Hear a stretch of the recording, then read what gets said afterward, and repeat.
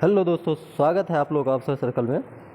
आज हम लोग साइंस सीरीज लेके आए हैं। ठीक है, जो आगामी बीपीएससी एग्ज़ाम है 30 तारीख को और बिहार पुलिस है, उसके साइंस का जो है क्वेश्चन हम पहले शुरुआत लेवल जो रहेगा मेरा 300 से 400 क्वेश्चन 3 वीडियो जो आएगा बिल्कुल ऐसा लेवल का होगा। जो 80% क्वेश्चन यही होते हैं, मात्र 20% क्वेश्चन ऐसे होते हैं जो आपको ज़्यादा परेशान करते हैं। तो हम शुरुआत में आसान क्वेश्चन को देखते हैं। आसान उतना भी आसान नहीं है, इतना है कि आपको बीपीएससी पीआईक्यू या बिहार पुलिस पीआईक्यू, दरोगा पीआईक्यू देखिएगा तो आपको क्वेश्चन ट्रू मिल जाएगा। ठीक है, तो अभी जो है 100 क्वेश्चन हम लोग देखने वाले हैं। ज़्यादा एक्सप्लेनेशन नहीं, क्वेश्चन देखेंगे और उसका आंसर देखेंगे। ठीक है, आपके स्क्रीन पे दिख रहा होगा क्वेश्चन।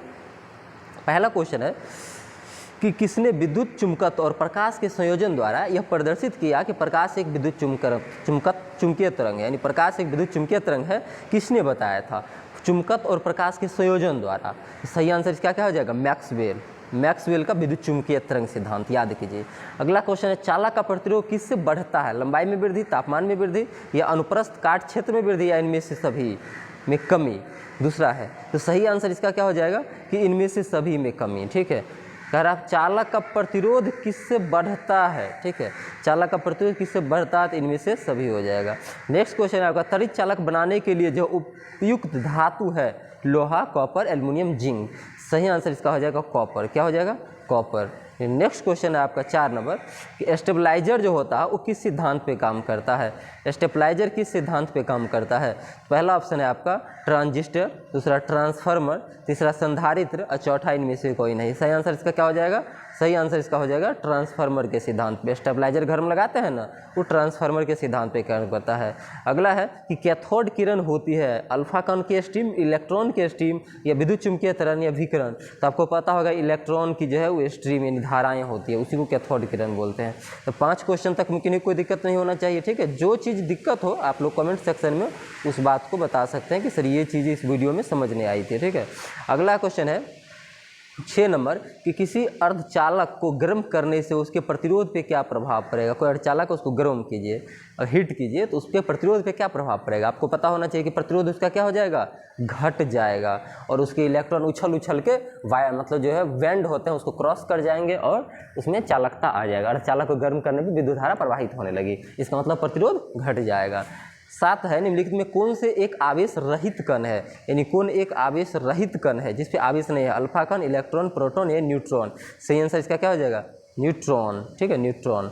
अल्फा मतलब इलेक्ट्रॉन पे क्या होता है? माइनस, प्रोटॉन पे प्लस। ठीक है, अल्फा कण पे कौन सा चार्ज होगा? कमेंट करके बताइएगा। ठीक है, 8 नंबर क्वेश्चन है आज का कि स्विच में बाहरी आवरण जो है, स्विच में बाहरी आवरण को बनाने के लिए किस बहुलक का यूज करते हैं? स्विच तो अंदर से जो है उसमें करंट भी होता है, बाहर से उसमें हम क्या इस्तेमाल करते हैं ताकि उसमें करंट ना लगे किसी व्यक्ति को? कौन सा बहुलक? टेफ्लॉन, बेकेलाइट, नायलॉन या रियॉन? सही आंसर क्या हो जाएगा इसका?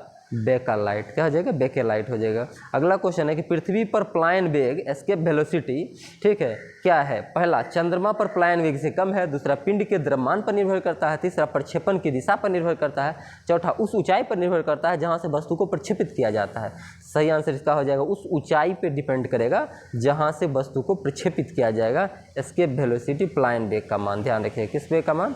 प्लायन वेग का मान। 10 नंबर क्वेश्चन है आपका कि सूर्य की किरण किस प्रक्रिया द्वारा पृथ्वी तक पहुंचती है? सूर्य की किरण सूरज से चल के पृथ्वी पर किस प्रक्रिया से आते हैं? विकिरण, चालन, संवहन या विसरण? सही आंसर इसका क्या हो जाएगा? सही हो जाएगा विकिरण से। सही हो जाएगा विकिरण से। 11 नंबर क्वेश्चन है हवा में घूमती हुई क्रिकेट की गेंद। हवा में जो क्रिकेट की गेंद घूमती रहती है तो स्विंग को किस आधार पर समझाया जा सकता है?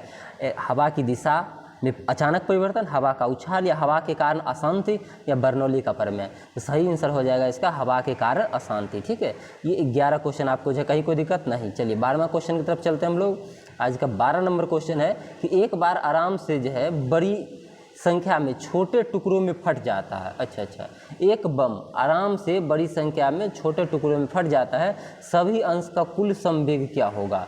सभी अंक का कुल मतलब जितने भी उसमें अंश हैं छोटे छोटे टुकड़े के, यानी कोई बड़ा बम है, मान लीजिए कोई बड़ा बम है, बहुत सारे छोटे छोटे टुकड़ों में टूट जा रहा है। ठीक है, एक बहुत बड़ा बम है वो छोटे छोटे टुकड़ों में टूट जा रहा है। ठीक है, तो ये टुकड़े जो बम फटा है ब्लास्ट होने के बाद, ये जो टुकड़ा जब भागेगा, उछलेगा, कूदेगा, इसके जो है सभी अंश को अगर हम जोड़ देते हैं उसके संवेग क्या होंगे? सभी संवेग आप लोग टक्कर के पहले और टक्कर के बाद का संवेग शून्य होता है, तो आप लोग पढ़े होंगे कि इसका आंसर क्या हो जाएगा, शून्य हो जाएगा। ठीक है, अगला क्वेश्चन है वेग समय ग्राफ का ढाल क्या निरूपित करता है। ऐसे करके वो जो ढाल आप पढ़े होंगे, ठीक है, 9th क्लास में, ठीक ना।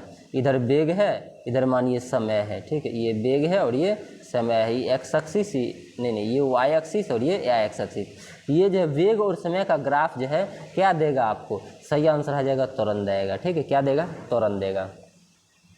अगला क्वेश्चन है साइकिल के पहिए में प्रयुक्त होने वाले जो है स्कोप्स किसकी वृद्धि करते हैं। साइकिल का इस जो पहिया होता है गोल गोल, इसमें स्पोक लगाते हैं ना, ये वाला ये लगाते हैं ना, ये जो स्पोक है ये किसकी वृद्धि करता है, निष्क्रियता के पल, वेग, गति या त्वरण। सही आंसर इसका हो जाएगा निष्क्रियता के पल, निष्क्रियता के पल। ठीक है, ये तो 3 ऑप्शन ऐसे आप छांट के गलत कर सकते थे। अगला क्वेश्चन है आज का 15 नंबर कि आवेग किसके बराबर होता है, आवेग किसके बराबर होता है। तो सही आंसर हो जाएगा गति में परिवर्तन या बल में परिवर्तन। तो गति में परिवर्तन के बराबर जो है क्या होता है, आवेग होता है। सड़क पर चलते समय बैलगाड़ी की पहिए की गति किसका उदाहरण है, दोलन और घूर्णन, ऑसिलेटरी ट्रांसलेटिव मिशन, और सी है ट्रांसलेटिव और रोटेटिव मिशन, और डी है केवल अनुनादात्मक गति। तो सही आंसर इसका क्या हो जाएगा, सही आंसर इसका हो जाएगा कि ट्रांसलेटरी और रोटेटरी, ठीक है, मोशन। ध्यान रखिएगा, बैलगाड़ी का पहिया रोड पे जो गति करता है उसका कारण। अगला है 17 कि एक आदर्श गैस के अणु की औसत ऊर्जा सीधे अनुपातिक होती है। एक आदर्श गैस जो है, ठीक है, P बराबर nRT के तहत जो आदर्श गैस होता है उसकी औसत गति ऊर्जा सीधे अनुपाती होती है अणुओं के वेग, अणुओं के द्रव्यमान, गैस के पूर्ण तापमान या परमाणु का तापमान, पर्यावरण का तापमान। तो सही आंसर इसका क्या हो जाएगा, सही आंसर इसका हो जाएगा कि गैस के पूर्ण तापमान। सही आंसर क्या होगा, गैस के पूर्ण तापमान। ध्यान रखिए, आदर्श गैस के अणु की औसत गतिज ऊर्जा सीधे अनुपातिक होते किसके, गैस के पूर्ण तापमान के। जब कार की गति दुगुनी कर दी जाए तो कार में ब्रेकिंग बल उतनी ही दूरी पर रोकने के लिए क्या होगा, 4 गुना लगाना पड़ेगा, 2 गुना, 1/4 या आधा। ठीक है, क्या गुना लगाना पड़ेगा, मानिए कि अगर कार की जो स्पीड थी दुगुना हम कर दिए सेकेंड टाइम्स, ठीक है, 2 गुना कर दिए, तो ब्रेक लगाने के लिए जितना पावर लगाते थे वो कितना लगाए कि दूरी, यहाँ पे ब्रेक मारे तो पहले 100 मीटर पर रुकता था, तो अभी भी दुगुना स्पीड में भी 100 पे ही रुकता। ठीक है, ये कितना होना चाहिए। तो एग्जैक्ट आंसर, क्वेश्चन समझिए, आंसर तो समझ में आएगा ही आएगा बाद में आपको। ठीक है, सही आंसर होगा 2 बार, 2 गुना। जब गति दुगुना है तो बल भी आपको दुगुना लगाना पड़ेगा, तभी जाके गाड़ी जितना देर दूरी पर पहले रुकता था उतना दूरी पे अभी रुकेगा। अगला क्वेश्चन है कि यदि किसी वृत्तीय वस्तु पर एक समान गति से चलती उसकी गति का एक समान वृत्तीय गति कहते हैं। देखिए, यदि कोई वस्तु वृत्तीय पथ पर एक समान गति से चलती है तो उसकी गति को एक समान वृत्तीय गति कहते हैं। रफ्तार, समय, त्वरण और वेग। सही आंसर क्या हो जाएगा, रफ्तार। अगला है चंद्रमा पर ले जाने वाले एक पेंडुलम की समय अवधि होगी, एक ही रहेगा, कमी, शून्य हो जाएगा, बढ़ेगा। सही आंसर इसका क्या हो जाएगा, चंद्रमा पर अगर पेंडुलम को आप ले जाएंगे तो वो क्या हो जाएगी, उसकी समय अवधि में वृद्धि हो जाएगी। ठीक है, मतलब वो दोलन जो करेगा स्लोली करेगा तो टाइम उसका बढ़ जाएगा। एक इस है कि कक्षा में जो है अंतरिक्षयान में भारहीनता की अनुभूति का कारण क्या है। ठीक है, बाहर गुरुत्वाकर्षण का अभाव है। कक्षा में जो है त्वरण जो बाहरी गुरुत्वाकर्षण का त्वरण के बराबर है, या बाहर गुरुत्वाकर्षण की उपस्थिति है लेकिन अंतरिक्षयान के अंदर नहीं है। तो ये जो है, या तथ्य यह है कि कक्षा में अंतरिक्षयान के पास कोई ऊर्जा नहीं है। ठीक है, ये आपके एग्जाम्पल्स हैं। कह रहा है कक्षा में अंतरिक्षयान में भारहीनता की अनुभूति क्यों की जाती, कारण इसका क्या दिया, एग्जैक्ट आंसर हो जाएगा कि बाहर गुरुत्वाकर्षण का क्या है, अभाव है। बाहर गुरुत्वाकर्षण का अभाव है। गुरुत्वाकर्षण के नियम किसने परिभाषित किया था, किसने दिया था गुरुत्वाकर्षण का नियम, था अपना न्यूटन बाबा। अगला क्वेश्चन है आपका 23 नंबर कि किसी ग्रह पर गुरुत्वाकर्षण के कारण त्वरण क्या होता है। त्वरण जो है गुरुत्वाकर्षण के कारण क्या होता है, ग्रह की त्रिज्या में कमी, ग्रह के द्रव्यमान में वृद्धि, शरीर के द्रव्यमान में कमी, या एक ऑप्शन और देख लेते हैं। ठीक है, ये जो ऑप्शन है कि ग्रह के सतह से ऊंचाई में वृद्धि। तो सही आंसर यही हो जाएगा। ठीक, ध्यान रखिएगा, ग्रह की सतह से ऊंचाई में वृद्धि। न्यूटन के गुरुत्वाकर्षण के नियम, 2 पिंड के बीच बल उनके द्रव्यमान के उत्पाद के सीधे अनुपातिक, उनके बीच के दूरी के सीधे अनुपातिक, उनके त्रिज्या के उत्पाद के सीधे अनुपातिक, बल के उत्पाद के सीधे अनुपातिक। तो न्यूटन के गुरुत्वाकर्षण नियम क्या कहता है, F बराबर m1 m2 बट्टा r²। जी को छोड़ दीजिए ना, जी कैपिटल जी बराबर m1 m2, F बराबर कैपिटल जी m1 m2 बट्टा r²। तो ये जो है यहाँ पर न्यूटन गुरुत्वाकर्षण 2 पिंड के बीच बल, ये दोनों पिंड के बीच बल क्या होगा, द्रव्यमान के उत्पाद के सीधे अनुपातिक। ठीक है, पहला ऑप्शन था और यही आपका क्या होगा, सही होगा, F बराबर m1 m2। चलिए, पृथ्वी पर वायुमंडलीय वायु की उपस्थिति जो है, पृथ्वी पर वायुमंडलीय वायु की उपस्थिति का कारण है गुरुत्वाकर्षण, हवा से, बादल से या पृथ्वी के घूर्णन। तो सही आंसर इसका हो जाएगा गुरुत्वाकर्षण, यही इसको खींचे रखा है, वायुमंडल को पृथ्वी के चारों ओर रखे हुए। जब लिफ्ट में आदमी का आभासी वजन वास्तविक वजन से कम होता है तो लिफ्ट त्वरण के साथ नीचे आ रही, एक समान गति के साथ ऊपर जा रही है। तो सही आंसर ये दो में से एक है कि लिफ्ट त्वरण के साथ नीचे आ रही है, ऊपर जाती तो बढ़ा हुआ प्रतीत होता। चलिए, नेक्स्ट क्वेश्चन है कि अंतरिक्ष में लॉन्च किए जाने वाले रॉकेट जो है उसके न्यूनतम स्कोप वेलोसिटी क्या होनी चाहिए, मतलब इससे कम नहीं होना चाहिए, इससे ज़्यादा होना चाहिए। तो सही आंसर इसका क्या हो जाएगा, इससे कम रहेगा तो यहीं रह जाएगा, तो एस्केप वेलोसिटी जो है उससे अधिक ही नहीं होगा। तो 11.2 किलोमीटर प्रति सेकेंड है, तो सही आंसर जो है 11 किलोमीटर प्रति सेकेंड, इससे कम नहीं होना चाहिए किसी रॉकेट को अगर अंतरिक्ष में भेजते हैं तो। गोलाकार दर्पण की वक्ता त्रिज्या जो है, थोड़ा सा इसको लॉन्ग करते हैं। गोलाकार दर्पण की वक्ता त्रिज्या केंद्र क्यों होता है, तो गोलाकार दर्पण का वक्ता का केंद्र क्या होता है, यानी गोलाकार जो दर्पण होगा उसका वक्ता का केंद्र पूछ रहा है। पहला, यह उत्तल दर्पण के मुख्य अक्ष पर एक ऐसा बिंदु है जिससे प्रकाश की किरणें आ रही प्रतीत होती है, हमको नहीं लग रहा। यह उस खोखले गोले का केंद्र है जिसका गोलाकार दर्पण का भाग होता है, बिल्कुल यही आंसर हो जाएगा। जैसे मानिए गोला है, इससे अगर हम इसका केंद्र है, इससे जो काट के हम लेंस दर्पण बनाएंगे, गोलाकार दर्पण, जैसे ऐसे कैसे भी बनाए, अवतल उत्तल कुछ भी, तो इसका जिस गोला से काटते हैं उस गोला का जो केंद्र है वही इस लेंस का वक्ता केंद्र है। ठीक है, अगला क्वेश्चन बताइएगा कि निम्नलिखित में सही मिलान कीजिए। निम्नलिखित में सही मिलान कीजिए, बबुआ गलती नहीं करना है, ठीक है, आराम से मानना है, सही होना चाहिए। ठीक है, अब देखिए ऑप्शन है कि वाट क्या है, किस में लीजिएगा, पहले वाट, किलोवाट, 1 किलोवाट घंटा, 1 हॉर्स पावर, आसान पहले मिला लीजिए। तो हॉर्स पावर का क्या 746 वाट, किलोवाट घंटा का मतलब क्या होता है 1 किलो वाट, पहले पे 1 किलोवाट मतलब 1000 वाट, 1 किलोवाट घंटा मतलब 3.6 गुना 10⁻6 जूल, अब वाट बराबर न्यूटन मीटर प्रति सेकेंड। सभी के सभी मिलान हो गया। अब मिला लीजिए, 1 का 1, ठीक है, 2 का 3 और 3 का 2 और 4 का 4, किस में मिल रहा है, पहला ही आंसर मिल रहा है, तो सही आंसर हो गया।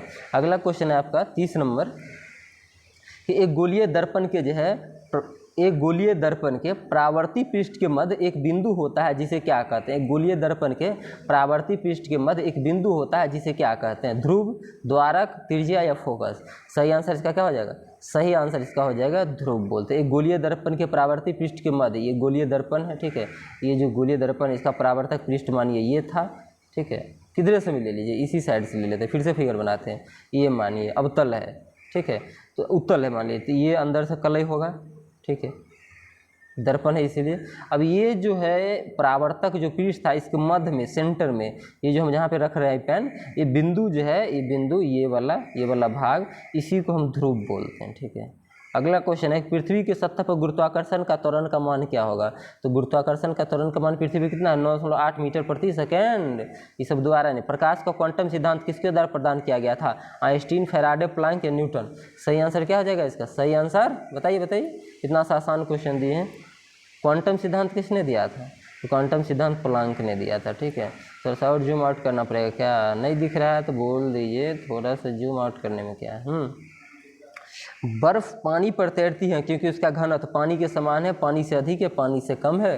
ठीक है, पानी के समान तो दिया, इनमें से एक से अधिक है, इनमें से कोई नहीं ले लीजिए। ठीक है, सही आंसर क्या हो जाएगा बताइए, बर्फ पानी पर तैरती है, इसका घनत्व पानी से क्या होगा, ये तो आंसर नहीं हमको लग रहा है। इसका आंसर हो जाएगा कि 0 होता है। ठीक है, 0 होता है।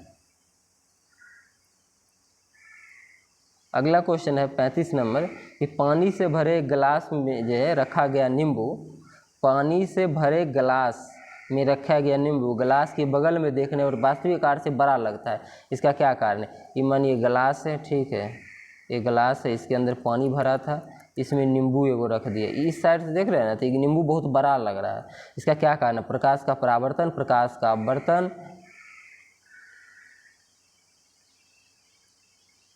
अच्छा, एक क्वेश्चन छूट गया ना, कोई बात नहीं। प्रकाश का परावर्तन, प्रकाश का विवर्तन, प्रकाश का पूर्ण और ये प्रकाश का अपवर्तन या प्रकाश का पूर्णांतिक परावर्तन, सही होगा प्रकाश का अपवर्तन, ठीक है। अपवर्तन के कारण ही पानी के भरे गिलास में अगर नींबू का गिलास रहे, नींबू रखा हुआ तो बड़ा दिखाई दे रहा है। 34 नंबर छूट गया था, मिस्टेकली हो गया। निम्नलिखित में कौन निम्न प्रतिरोध होता है, किसमें निम्न प्रतिरोध, हीरा, ग्रेफाइट, एमोनाइट या नाइक्रोम, तो इसमें सब में चारों में नाइक्रोम में निम्न प्रतिरोध है। नेक्स्ट क्वेश्चन है आपका, वायु में 0 डिग्री सेल्सियस पर तापमान में जो है ध्वनि की गति क्या होगी, तो ध्वनि की गति 0 डिग्री सेल्सियस पे कितना होगा, 331 मीटर प्रति सेकेंड या 332 मीटर प्रति सेकेंड। यहाँ देखिए सीधे मीटर सेकेंड दिया है, नहीं तो ये भी गलत हो गया, ये भी मीटर सेकेंड है, ये मीटर प्रति सेकेंड है।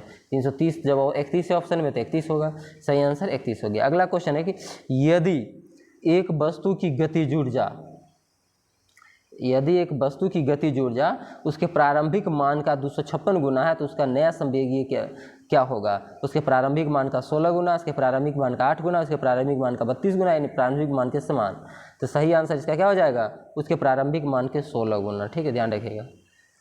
अगला क्वेश्चन है कि ओडोमीटर जो है, ओडोमीटर, ठीक है, 16 है ना भाई, 16 स्क्वायर कीजिए कितना आएगा, आ जाएगा, चलिए समझ गए होंगे बहुत लोग। नेक्स्ट क्वेश्चन है, सूत्र आपको पता ही होगा, उसी से बना है।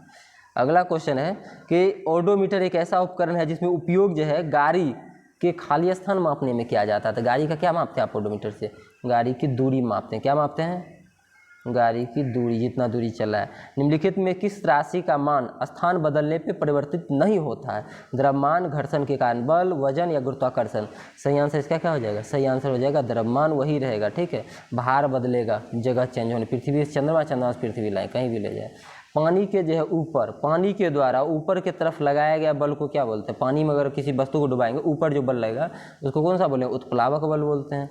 अगला क्वेश्चन है आपका कि मानव मस्तिष्क में ध्वनि का अनुगुंज कितनी देर तक कायम रहती है, कि मानव के मस्तिष्क पे अनुगुंज 0.1 सेकेंड, इसीलिए बोलते हैं 1/10 सेकेंड, ठीक है, इतना सेकंड तक मस्तिष्क पे ध्वनि की गुंजे रहती है। अगला क्वेश्चन है आपका कि अवतल लेंस में, अवतल दर्पण में जब वस्तु को अनंत पर रखेंगे तब छवि कहाँ बनेगी, छवि, अवतल दर्पण है, वस्तु को अनंत पे रख रहे हैं, तो सही आंसर क्या हो जाएगा इसका, सही आंसर हो जाएगा कि वस्तु जो है फोकस पे बनेगा, ठीक है, प्रतिबिंब फोकस पे बनेगा, वास्तविक उल्टी और अत्यधिक छोटा बनेगा, ठीक है, क्योंकि अनंत पे है तो कहाँ आएगा, फोकस पे आएगा। अगला क्वेश्चन है 43 नंबर कि प्रतिरोधक प्रतिरोध वाले चालक को क्या कहते हैं, अत्यधिक प्रतिरोध वाले चालक को क्या कहते हैं, सही आंसर हो जाएगा प्रतिरोधक। अगला क्वेश्चन है आपका कि अगर किसी चालक का प्रतिरोध आधा कर दिया जाए तो उसका ऊष्मीय प्रभाव क्या होगा, 1/4 रहेगा, आधा हो जाएगा, तो अगर चालक का प्रतिरोध आधा करेंगे तो उसका ऊष्मीय प्रभाव भी आधा हो जाएगा। अगला क्वेश्चन है कि ये किसी गोलाकार दर्पण की परावर्तक सतह से व्यास को क्या कहते हैं, किसी गोलाकार दर्पण के परावर्तक सतह के व्यास को क्या कहते हैं, छेद, खंभा, मध्य दूरी या फोकस। सही आंसर इसका क्या आ जाएगा, बताइए सही आंसर क्या होगा इसका, सही आंसर हो जाएगा छेद, ठीक है, क्या हो जाएगा, छेद। अगला क्वेश्चन, अवतल दर्पण का उपयोग नहीं है टॉर्च में, सेविंग में, हेडलाइट में या रियर व्यू दर्पण के रूप में, ठीक है, सही आंसर इसका क्या हो जाएगा, सही आंसर रियर व्यू दर्पण के रूप में। यदि किसी वेग पर, किसी अधि दिए गए वेग पर किसी ध्वनि तरंग की आवृत्ति बढ़ाई जाए तो उसके तरंगदैर्घ्य पे क्या प्रभाव पड़ेगा, उसके तरंगदैर्घ्य में वृद्धि होगी, तरंगदैर्घ्य पे कोई प्रभाव नहीं पड़ेगा, तरंगदैर्घ्य में कमी होगी, या तरंगदैर्घ्य में क्रमिक रूप से वृद्धि और कमी होती रहेगी। तो सही आंसर इसका क्या हो जाएगा कि तरंगदैर्घ्य में कमी आएगी, क्या आएगी, तरंगदैर्घ्य में कमी आएगी, ध्यान रखिएगा, ठीक है। कि ध्वनि तरंग की आवृत्ति बढ़ाई जाए तो उसके तरंगदैर्घ्य पे क्या होगा, तो उसमें कमी आ जाएगी। नेक्स्ट क्वेश्चन है आपका 48 नंबर कि यदि एक वस्तु का संवेग 3 गुना कर दिया जाए, ठीक है, P 3 को, तो उसकी गतिज ऊर्जा क्या होगा, ठीक है, तो गतिज ऊर्जा वाला सूत्र क्या होता है, मूल मान का 9 गुना और अपरावर्तित रहेगा मूल मान का 3 गुना या मूल मान का 6 गुना। तो सही आंसर इसका हो जाएगा मूल मान का 9 गुना, क्या गुना, 9 गुना। अगला क्वेश्चन है कि ब्राउनियन गति किसने की थी, ब्राउनियन गति की खोज किसने की थी, सही आंसर आप लोग बताइए। ऑप्शन देख रहे हैं आपके सामने, ऑप्शन दिया है, ब्राउनियन गति की खोज किसने, और रॉबर्ट ब्राउन ने किया था, ठीक है। बल के समीकरण F बराबर क्या होता है, F बराबर m में होता है, ठीक है, सही आंसर पता चल रहा है आप लोगों को। अगला क्वेश्चन है ध्वनि के किस माध्यम में गुजर नहीं सकती, ध्वनि किस माध्यम से नहीं गुजरेगा, तरल से, ठोस से, वायु से, निर्वात से। सही आंसर क्या हो जाएगा, निर्वात हो जाएगा। अगला क्वेश्चन है उद्योग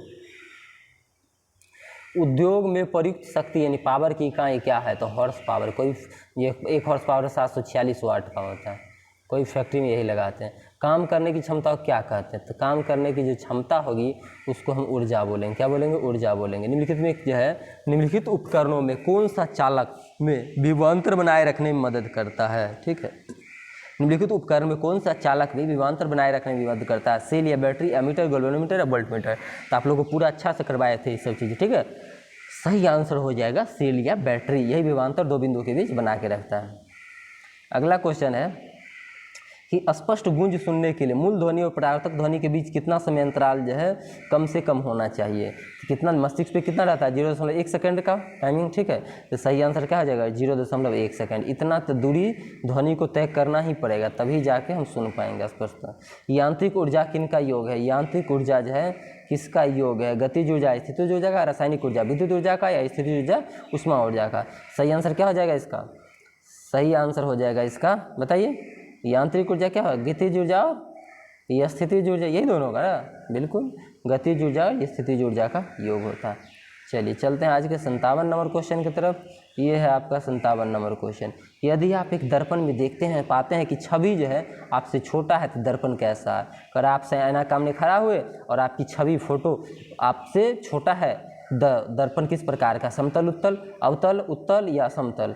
सही आंसर क्या हो जाएगा इसका, सही आंसर हो जाएगा समतल दर्पण। कौन सा दर्पण, समतल दर्पण।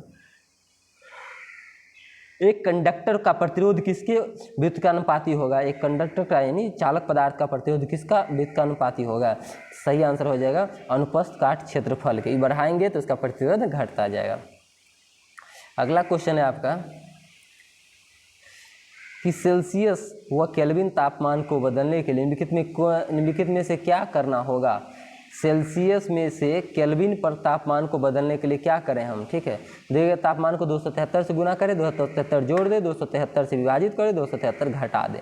तो 59 नंबर क्वेश्चन है, बहुत अच्छा क्वेश्चन है, आसान सा है। 273 को क्या कर देंगे हम, जोड़ देंगे। क्या करेंगे, जोड़ देंगे। यदि सेल्सियस से केल्विन पर तापमान पे आना हो तो, अगर ये उल्टा है तो घटा देंगे।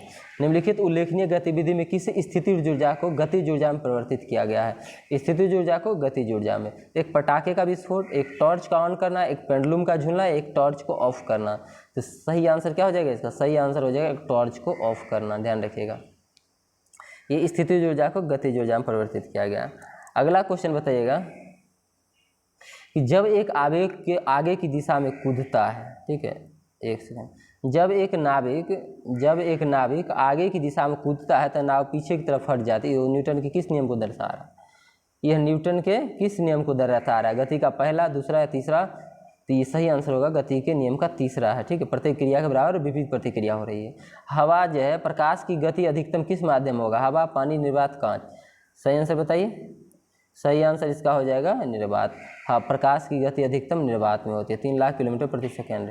अगला क्वेश्चन है कि लगातार या एकाधिक खाली स्थान के कारण प्रतिध्वनि को एक से अधिक बार सुनाया जा सकता है। विवर्तन, अपवर्तन, परावर्तन या विरलन। सही आंसर क्या हो जाएगा इसका, ये परावर्तन। एक से अधिक जो है बार परावर्तन होगा तो परावर्तिक ध्वनि सुनाई देगी। अगला क्वेश्चन है 64 नंबर कि स्रोत प्रतिरोध R है, प्रतिरोध में एक करंट I बनाए रखा है। यदि प्रतिरोधक में विभवांतर भी है तो समय t में व्यय की गई विद्युत ऊर्जा दर्शाई जाती है किस सूत्र के द्वारा। सूत्र 4 आपके ऑप्शन में। सही आंसर क्या होगा, VIT, ठीक है। क्या होगा, VIT। अगला क्वेश्चन बताइएगा, एक शुष्क सेल में ऊर्जा किस रूप में संग्रहित रहती है, स्थितिज ऊर्जा, नाभिकीय ऊर्जा, गतिज ऊर्जा या रासायनिक ऊर्जा। सही आंसर क्या हो जाएगा इसका, सही आंसर होगा रासायनिक ऊर्जा। एक शुष्क सेल में रासायनिक ऊर्जा रहेगा अंदर में। अगला क्वेश्चन है, किसी एकल आवृत्ति का आवाज़ क्या होता है, किसी एकल आवृत्ति का आवाज़ क्या होता है, नोट, पिच, टोन या हर्ट्ज। 4 ऑप्शन आपके सामने हैं। सही आंसर इसका क्या हो जाएगा बताइए, कोई लोग बहुत सुनते होंगे, ठीक है, तो टोन, ठीक है, क्या हो जाएगा, टोन। अगला क्वेश्चन है कि जब किसी स्थिर वस्तु के स्थिर रहने या गतिशील वस्तु को उसे गतिशील रहने की प्रक्रिया क्या कहते हैं, वेग, बल,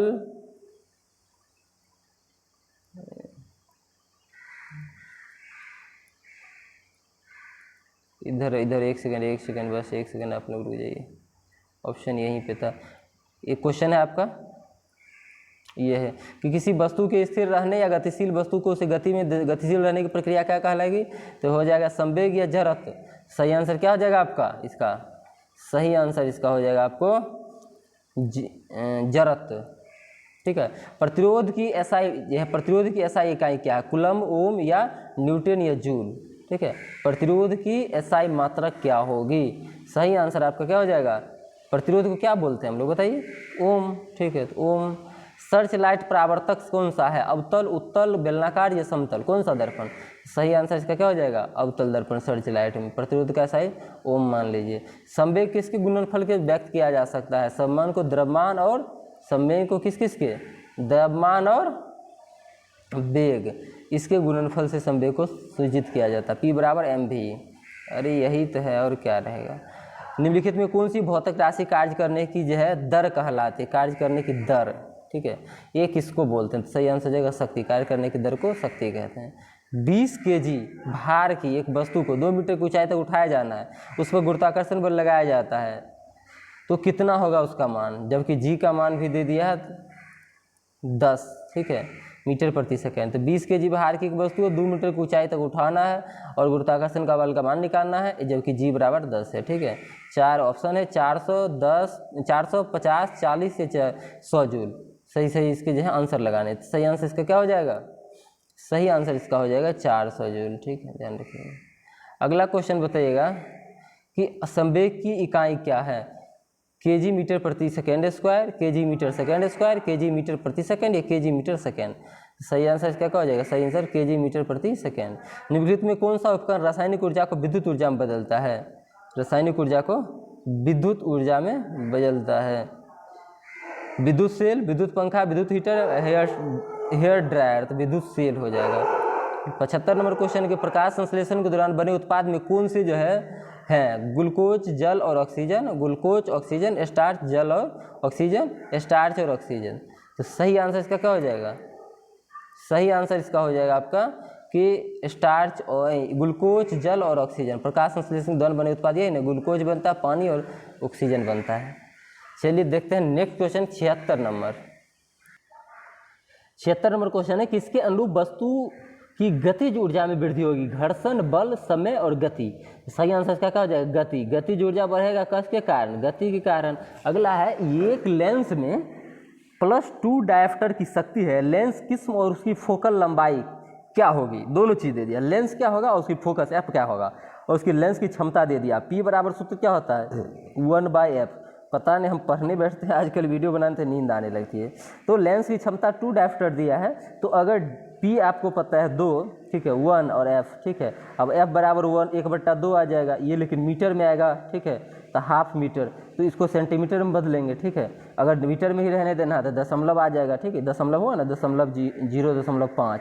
अब ये तो प्लस में है तो प्लस में आएगा, ये भी कंफर्म हो गया है। जब प्लस में है तो उत्तल होना चाहिए, तो सही आंसर क्या हो जाएगा, 1 नंबर उत्तल है और 0.5 मीटर है। ठीक है, क्या फोकस समझ गए होंगे बहुत लोग। ठीक है, जिनको पता होगा, नहीं पता है तो ये सूत्र याद रखें, P बराबर 1/f। गतिशील वस्तु की गतिज ऊर्जा के किस पर निर्भर करेगी, वजन और उसकी स्थान, द्रव्यमान और वेग, द्रव्यमान और उसके स्थान, और द्रव्यमान और त्वरण। देखिए गतिज ऊर्जा है, तो गतिज ऊर्जा बराबर कैनेटिक एनर्जी बराबर क्या होता है, ½ mv²। K बराबर ½ mv² रहता है। तो किस किस पे द्रव, अब देखिए, अब इससे दिमाग लगेगा, किस किस पे डिपेंड करेगा, खुद से दिमाग लगा कर बताइए किस किस पे डिपेंड करेगा। तो ये द्रव्यमान और वेग पता है ना, ½ mv² काइनेटिक एनर्जी बराबर, तो m आपका द्रव्यमान हो गया, b आपका वेग हो गया, इसी दोनों पर डिपेंड करेगा। नेक्स्ट क्वेश्चन है आपका कि यदि किसी ऐसे तार का प्रतिरोध क्या है जिसका 2 वोल्ट विभवांतर जो है संभावित अंतर लागू किया जाता है, इसके तार के मध्य में करंट का प्रवाह 1 एम्पियर है। ठीक है, इसको बस ओम का सूत्र आपको V बराबर IR पता होगा, V बराबर IR पता है। ठीक है, V बराबर IR पता है। अब यहाँ से कह रहा है कि हमको ओम पता कीजिए, प्रतिरोध क्या होगा, R क्या होगा। ठीक है, तो R क्या होगा, सही सही आंसर बताइए, R क्या होगा, इसी सूत्र से बनाना है। तो V का जो मान है 2 दिया है तो 2 रख दीजिए, I का मान 1 है तो 1 रख दीजिए, और R का मान मालूम करना है, R को 1 से गुना करेंगे R रह जाएगा, ये 2 आंसर हो जाएगा।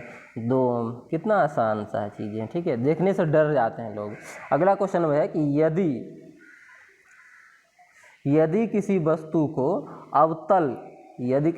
अवतल दर्पण के वक्ता केंद्र पे रखा जाए तो इसका प्रतिबिंब कैसा बनेगा? इसका प्रतिबिंब कैसा बनेगा? आभासी और छोटे आकार का। अवतल दर्पण के सी पे वक्ता केंद्र पे रखा है प्रतिबिंब, ध्यान रखिए, प्रतिबिंब तो मतलब वस्तु, तो इसका प्रतिबिंब पूछ रहा है। ये तो कन्फर्म है कि वास्तविक बनेगा और समान आकार का बनेगा, और वक्ता केंद्र है तो वक्ता केंद्र पे ही बनेगा। तो सही सी नंबर ऑप्शन है, ज़्यादा ऑप्शन पढ़ने की जरूरत नहीं है। चलते हैं 81 नंबर क्वेश्चन की तरफ। ठीक है, आज परफेक्शन आईएएस का भी हम आस्था या परफेक्शन दोनों में से किसी का एक सेट कराएंगे। ठीक है, लेट नाइट। किसी तने हुए रबड़ बैंड में किस प्रकार की ऊर्जा होगी? तने हुए रबड़ बैंड में किस प्रकार की ऊर्जा होगी? एक तीर धनुष खींच के रखिए, रबड़ खींच के रखिए, इसमें कैसी ऊर्जा होगी? स्थितिज ऊर्जा होगी। ठीक है, इन्हीं कोई दिक्कत है इसमें? नहीं ना। चलिए, यदि 10 kg द्रव्यमान की किसी वस्तु पर 20 न्यूटन बल लगाया जाए तो इसका त्वरण क्या होगा? ठीक है, तो 20 न्यूटन का बल लगा रहे हैं और m जो है ये है, इसका त्वरण पूछ रहा है। त्वरण जो है वैसे तो F बराबर क्या होता है? m है। ठीक है, हमको F पता है 20 न्यूटन, m पता है 10 और a पूछ रहा है। एक सेकंड पहले मिटाने दीजिए सबको। ठीक है, अब लिखते हैं। F बराबर ऐसा होता है, F बराबर m है। F पता है 20, m पता है कितना? 10 kg और a नहीं पता है, a मालूम करना है। ठीक है, a ये रहा, ये 10 है, तो 10 दूनी 20, a बराबर कितने हो गया? 2 मीटर प्रति सेकंड स्क्वायर त्वरण हो गया। 2 मीटर कहीं दिख रहा है? डी नंबर ऑप्शन मारिए ना, खटाक दबा। अगला है, किसी जल विद्युत गृह में विद्युत ऊर्जा में परिवर्तित होने वाली ऊर्जा कौन सी है? यानी जल विद्युत गृह में जो है विद्युत ऊर्जा में परिवर्तित होने वाली ऊर्जा कौन है? यांत्रिक ऊर्जा, स्थितिज ऊर्जा, ऊष्मीय ऊर्जा या गतिज ऊर्जा? सही आंसर इसका क्या होगा? सही आंसर कमेंट कीजिए। इतना दिमाग लगाने वाला हर के घर के बगल में होगा। तो जो गतिज ऊर्जा होता है, पानी को एक ऊंचाई से जो है गिरा के गतिज ऊर्जा में जो है उसको हम विद्युत ऊर्जा में कन्वर्ट कर देते हैं, ध्यान रखिएगा। स्थिति या आकृति में हुए परिवर्तन के कारण वस्तु में जो ऊर्जा आएगी उसको क्या बोलेंगे? तो उसको कौन सा ऊर्जा बोलते हैं? उसको बोलते हैं स्थितिज ऊर्जा। उसकी स्थिति और आकृति में जो बदलाव आता है उससे जो ऊर्जा आता है, इंद्रधनुष खींच के रखिए। ठीक है, उससे जो उसमें ऊर्जा आएगी, उसको अगर बांध जो है बना के पानी को इकट्ठा करके रखिए, उसमें जो स्थिति, उसकी आकृति बदलने से उसमें जो ऊर्जा आया है उसको स्थितिज ऊर्जा बोलेंगे। शक्ति का सूत्र क्या होगा? 85 नंबर क्वेश्चन है, शक्ति का सूत्र क्या होगा? तो शक्ति का सूत्र क्या होगा? वेग बट्टा समय, कार्य बट्टा समय, गति बट्टा समय, विस्थापन बट्टा समय। तो सही आंसर इसका हो जाएगा आपका कार्य बट्टा समय। कार्य करने की दर को क्या बोलते हैं? शक्ति बोलते हैं। अगला क्वेश्चन है आपका 86। गति के दूसरे समीकरण किसके बीच संबंध को दर्शाता है? गति का दूसरा समीकरण जो है किस किस के बीच के संबंध को दिखाता है? तो सही आंसर क्या हो जाएगा? ये स्थान और समय। ठीक है, एस बराबर U T half A T square, तो तीसरा है ना। भी बराबर ये होता है भी बराबर यू प्लस ए टी, यही सूत्र होता है ना, भी बराबर यू प्लस ए टी। तो स्थान और समय, ठीक है, स्थान और समय के बीच के संबंध को दिखाता है। 3 सूत्र होता है, भी बराबर यू प्लस ए टी। ठीक है, एक होता है एस बराबर U T plus half A T square, और एक होता है क्या? भी माइनस यू बट्टा टी बराबर ए। ठीक है, एक और सूत्र होता है भी स्क्वायर, अच्छा पहला को ही 2 बार हम बोल दिए, भी स्क्वायर माइनस यू स्क्वायर बराबर 2as। ठीक है, यही है सेकेंड वाला। ये तीनों सूत्र होता है गति का, ध्यान रखिएगा। हम चल रहे थे आपको 87 नंबर क्वेश्चन पे। पृथ्वी के चारों ओर एक पूरा चक्कर लगाने में चंद्रमा द्वारा किया गया कार्य किसके बराबर होगा? सही आंसर बताइए।